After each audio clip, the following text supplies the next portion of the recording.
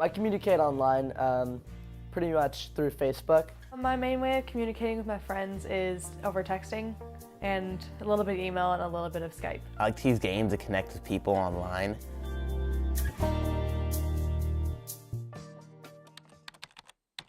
So when I accept a friend on Facebook, I primarily look at mutual friends. Maybe I'll be in Spanish class one day and some kid I've never even met before will look at my Facebook and then we might become friends. Well, friend list works on Xbox Live. It's sort of like Facebook, where you can send and receive friend requests from people you may know or don't know. And I mostly like to add people that I do know. The way I get people's numbers is usually from school, or if they put their number in my phone, if we're like hanging out. My interactions with people that I don't really know usually consists of me, not really paying attention to their Facebook as much until I sort of, get to know who they are, maybe in one of my classes or things like that. If none of my friends are online, I'm mostly just gonna play a random game, and I don't really have the intent to find a friend online. When I was 11, I first got a Skype, and it was my first time using it, and some random person wanted to be my friend. There was one time on Facebook where I kind of felt, uncomfortable. It was kind of an awkward situation. One awkward moment I've had online was I was playing in a game. This guy who I've never met before had some name in a different language that I've never seen before, and he kept on adding me over and over again. So I accepted and they started to talk to me. And they asked for my age and I said 11 and they said, "Oh, I'm 12 and where do you live?" They were just using a lot of vulgar language, I guess, and trash talking a lot. And it was mostly directed towards me. So they started talking to me and asking a lot of questions about me before I started asking questions about them.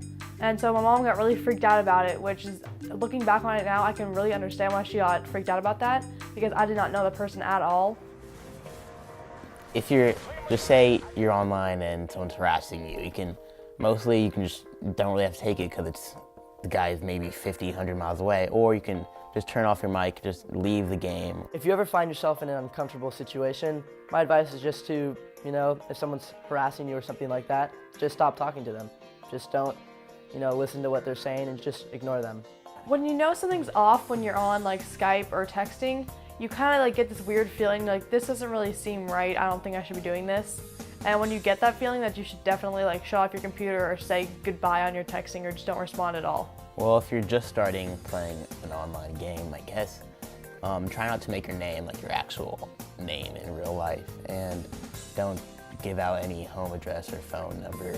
A cool aspect of being able to communicate with people that you don't know or close, not close friends, is that you can get to know them better, and maybe you can see their interest and what they want to do and become actual friends with them. I have some good friends who are from Redwood who I played basketball with, and I kind of got to know them a little bit better after we had a game, and I kind of liked their personality, and we started talking on Facebook, and now we're friends in real life. I've talked to people from Qatar or England or something. It helps me just to see what get out of my little social box, I guess, of where I live, and helps me see other places around the world and what it's like to live other places. I think it really depends on who you're talking to, because if you're really close to someone and you know them and you're just kind of exchanging, little cute little messages or something like that, it's not really an issue. But when it comes to talking to people you don't really know well and you haven't really talked to in person, you never know how they're going to react and what kind of person they are, and if you really want to be talking to them because you haven't had a conversation with them in person. Whereas at the same time, it's great because you could make a connection that you wouldn't have made otherwise. So you really got to judge the situation day to day and see what's best for you.